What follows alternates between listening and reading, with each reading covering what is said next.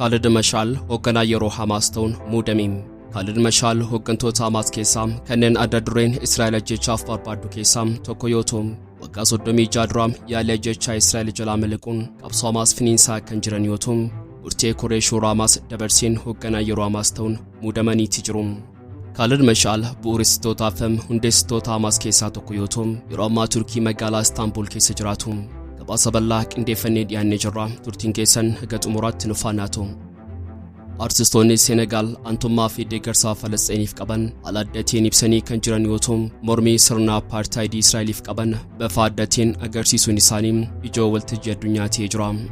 Gama kaaniin waraanni Israa'el duguuggaa sanyii Gazaa keessatti raawwatamaa jiruun namummaan isaaniitti dhaga'ame lubbuu isaanii galaafachaa jiraachuun dhaga'ame. Waraanni Israa'el Gazaarraa jijjiirraan gara Israa'elitti deebi'an miidhamaa xiinsammuu guddaaf saaxilamuun miira isaanii ibsachuuf jechoota akka dhabaa jiran gabaafamee jira. Ajjechaa jumlaa lammiilee Gazaarratti raawwatamu kan ragaa ba'an loltoonni kunneen erga adda waraanaa kanarraa deebi'anii foon nyaachuu akka dadhaban addeessanii jiru. Yeroo nyaata foonii agarru ajjechaa jumlaa qulqulloota Gazaa ija keenyaan agarritu sammuu keenya keessa dhufa jedhu loltoonni Israa'el kunneen.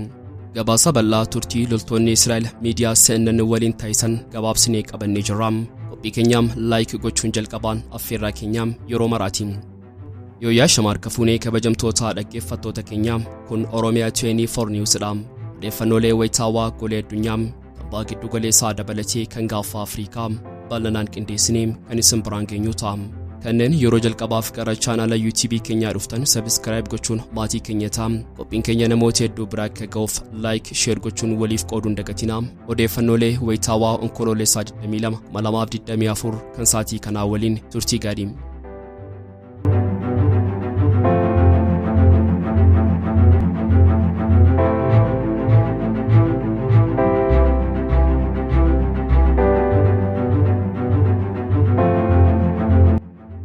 Khalid Mashal hoggana yeroo Hamas ta'uun muudaman.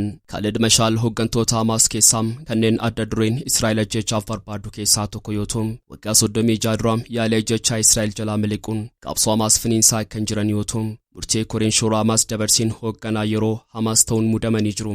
Garee Hamas kan bilisummaa Falasxiiniif qabsaa'uu fi Israa'el gidduutti lolli waraanaa waggaa tokko dura jalqabee babal'achuun sadarkaa ba'aa giddu galeessaatti guddatee dhimmoota waraanaa hedduun dabalatee itti fufee jira.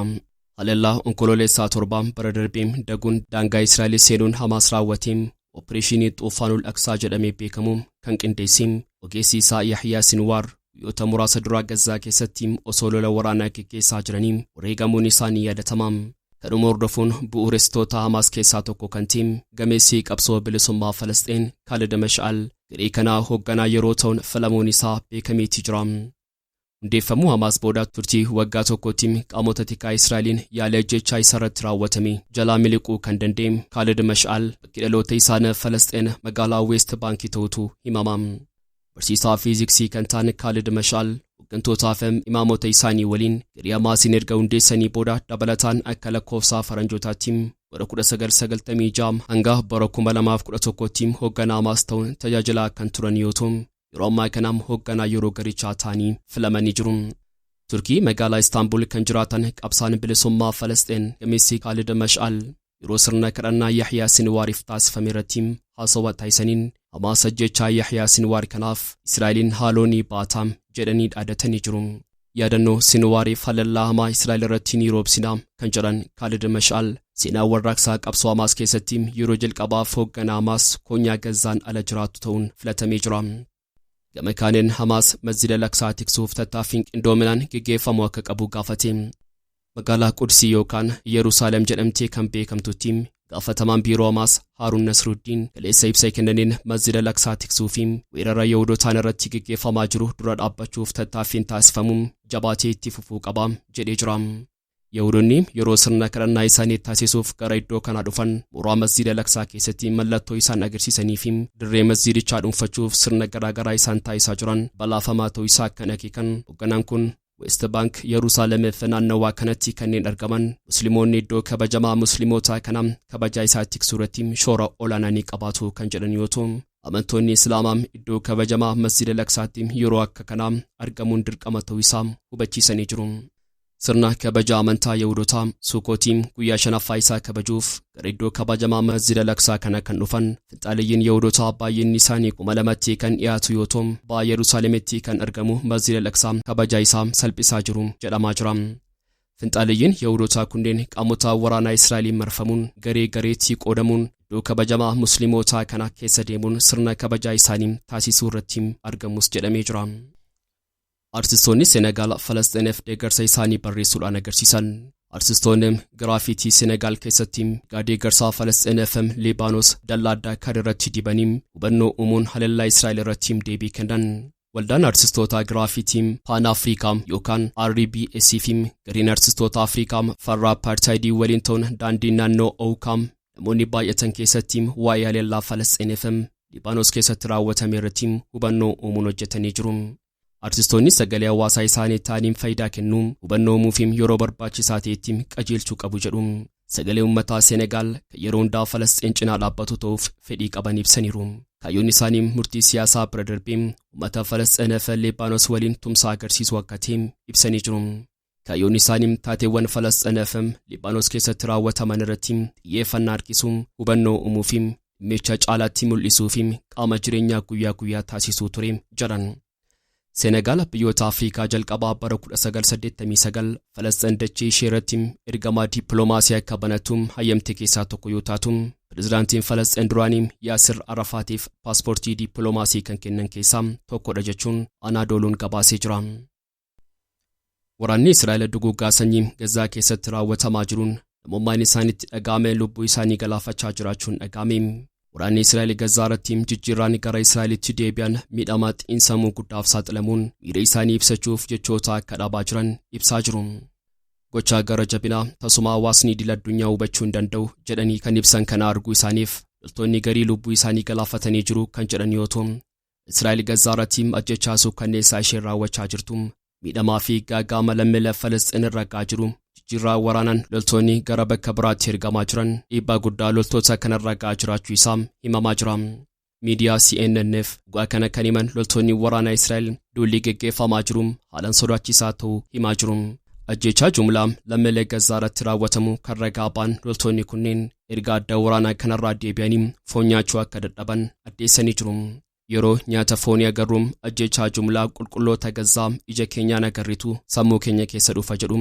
Loltoonni Israa'el kunneen waraana Israa'el Elraan Mizraayin geessa gannaa 40 yoo ta'u baatii darbe keessaa erga duula waraanaa Gazaa irraa deebi'ee booda loltoota Israa'el miidhamaa Falasxiinota irra ga'e arguun qalbiin isaanii miidhamuun of ajjeesan keessaa tokko yoo ta'u loltuun Mizraayin buldoozara D9 kan boombii fi rasaasaa toonii 62 fe'atee jiru waliin guyyoota 186 Gazaa keessatti kan dabarsedha.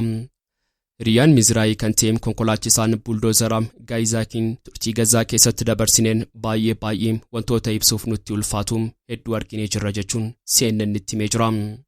Mizraayin lubbuu isaa osoo hin galaafatiin dura dhiphina gara jabummaa irraa maddu mallattooleen PTSD irratti mul'achaa kan ture yoo ta'u isaan keessaas kanneen akka dallansuu guddaa hirriba dhabuu fi jireenya hawaasummaa irraa qofaatti ba'uun irratti mul'atee jira jedhee jira.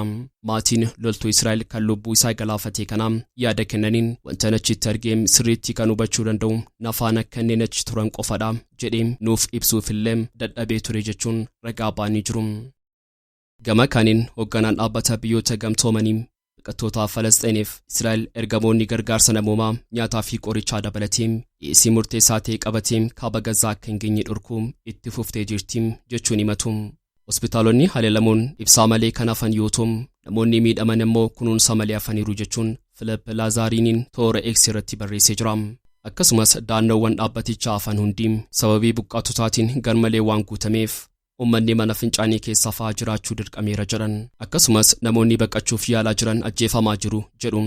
Waraanni Israa'el loltoonni Hamaas deebisanii of ijaaraa jiru jechuudhaan kaaba Gazaa keessatti waraana torbaniif itti cimsee geggeessaa jira. Guyyaa wiixataa kaleessaaf jiraattonnii fi hojjettoonni wal'aansa fayyaa loltoonni Israa'el hospitaalotaa fi bakka daannoo buqqaatotaa marsuu himanii jiru. Hojjettoonni fayyaa hospitaalaa Indooneeziyaa kan kaaba Gazaa keessaa loltoonni Israa'el manneen barnootaa haleeluu fi osoo gamoo abidda ittiin qabsiisin namoota hedduu to'achuu isaanii Reuters itti himanii jiru.